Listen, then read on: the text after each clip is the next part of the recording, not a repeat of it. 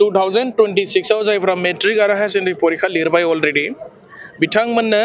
माने जोंनिफ्राय फेलिसिटेसन खालामनाय जागोन गभर्नमेन्ट हिसाबै खालामगोन बेखौ जोंनि बिटिसि सरकारा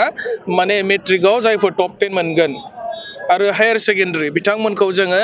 एसे रांनि अनसुंथाइ होनानै सरकारि भाबै बिथांमोनखौ बरायनो थाखाय थांखि लाबाय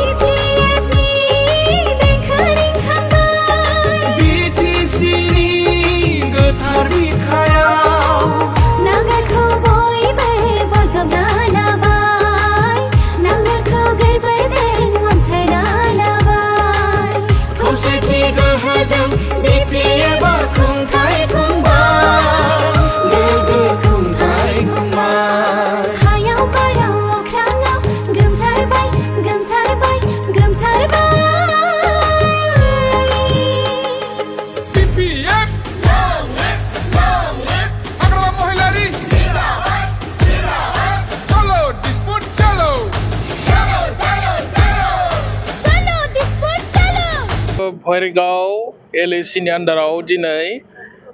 मेगा कार रेलि बिराद गिदिरथार माने कार रेलि खालामनाय जादों आरो बे हाबाफारियाव इउपिपिएलनि गोबां सापर्टारफ्रा आरो लोगोसे बिबानगिरिफ्रा दिनै बिपिएफ हान्जायाव जइन जादों आरो गोबां जइन जाबावगोन दाहाय दिनै 9टा लकेशनाव मिटिं जागोन आरो बे हाबाफारियाव जोंबो क'क्राझारनिफ्राय चिफ सारा थिनहरनाय लेखा जोङो फैनानै दिनैनि बे हाबाफारियाव बाहागो लादों आरो फैनानै जोङो मोनसे खोथाखौ स्पष्ट जाबाय जे भेरगाव एलएसिनिफ्राय जोंनि बिपिएफ हान्जानि एनडिएनि केन्डिडेट महेश्वर बर' बिथाङा देरहागोना 100% रोखा जाबाय बिथांखौ रावबो होबथानो हाला कुनु कन्टेस्ट गैया उइदाउट एनि कन्टेस्ट महेश्वर बर' बिपिएफ आरो एनडिएनि जिथु केन्डिडेट बिथाङा देरहागोना दिनैनि तारिखआव माने क्लियार जाबाय आरोखि दा बावहाय इउपिपिएलआबो गेलेदों गुबुन गुबुन सोरबा माने इन्डिपेन्डेन्टबो माखासे केन्डिडेटफोर दङ बाहाय कुनु कन्टेस्टआव फैया जोंनि केन्डिडेटआनो माने बिराद बुरजा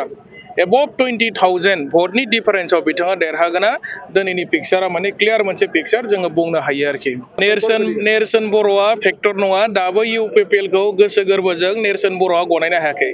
दासिमबो बिपिएफनि मानसिफोरजों मानो जुगाजुग लायो बिथाङा दासिमबो इउपिपिएलखौ बिथाङा गावनि होननानै साननो हायाखै नेरसोन बर'नि पलिटिकेल जार्निया बिपिएफनिफ्रायसो स्टार्ट जादों बिपिएफ हान्जाखौ दाबो मोजां मोननायखौ गारजोबनो हायाखै बिथाङा दाबो बिपिएफजों बिथाङा रिलेसनाव दङ दा बेखौ इउपिपिएलनि मानसिफ्रा जुदि 100% फोथायोब्ला गोरोन्थि जागोन खोमा बिदि सानदों आङो आरो देरहानायाथ' देरहाखाया दिनैनि तारिखआव इउपिपिएलआ जोंनि बिटिसिआव माने इनभेलिड जाबाय रावबो पाब्लिकआ एक्सेप्ट खालामला थांनाय 5 बोसोर बिथांमोना डेभेलपमेन्टनि जेबो खामानि मावनो हायाखिसै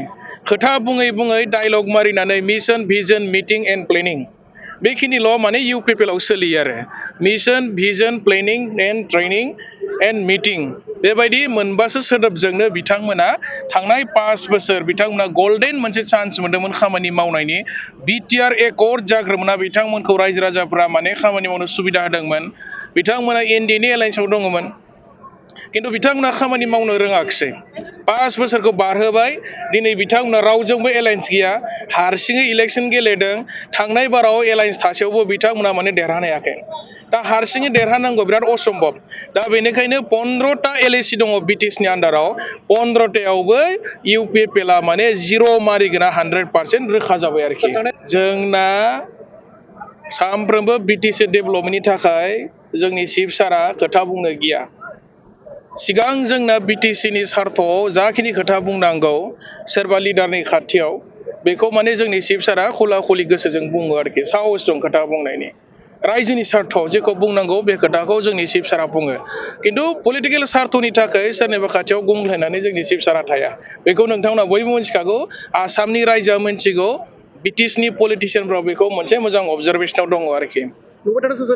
जायफ्रा मोनगोन बिटिसि ओनसोलनिफ्राय 2026 आव जायफ्रा मेट्रिक आरो हायार सेकेन्डारि परीक्षा लिरबाय अलरेडि बिथांमोननो माने जोंनिफ्राय फेलिसिटेसन खालामनाय जागोन गभर्नमेन्ट हिसाबै खालामगोन बेखौ जोंनि बिटिसि सरकारा माने मेट्रिकआव जायफोर टप 10 मोनगोन आरो हायार सेकेन्डारि बिथांमोनखौ जोङो एसे रांनि अनसुंथाइ होनानै सरकारि भाबै बिथांमोनखौ बरायनो थाखाय थांखि लाबाय बिनि बादैबो पिएइचडि स्कलार